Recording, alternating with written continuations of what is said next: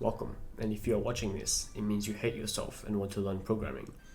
I talked about Lua U in my last video a little bit and its applications on Roblox Studio, and for some reason a few strange people wanted to learn how to use it. So here we are. Now let me introduce you to a whole nother world of pain.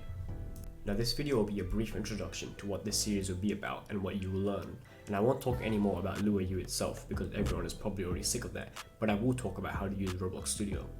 I'm not quite sure how many videos will be in this series, but each video will cover 1 to 2 topics and provide examples on how to utilize and apply them practically in a game. Although I don't know how disciplined I will be with this, my aim will be to upload a video a week for this series. As I mentioned previously in the Lua U video, the content of this series is only applicable in Roblox Studio, and you will only be able to make Roblox games. But go watch that video if you want to learn about the advantages of this.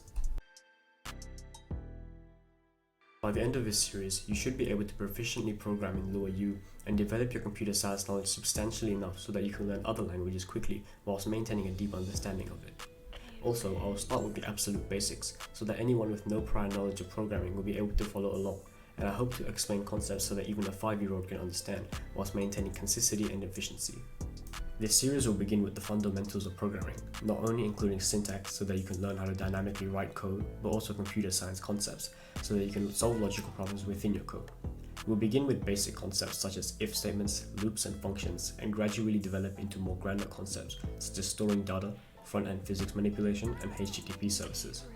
By the end of this series, I can't really guarantee that you'll become a first-class programmer, but if my neurodivergent brain can comprehend programming, so can yours. That wraps up this first video of this series, and I know this is rather short, but it's an introductory video, so there really isn't much else to add to it.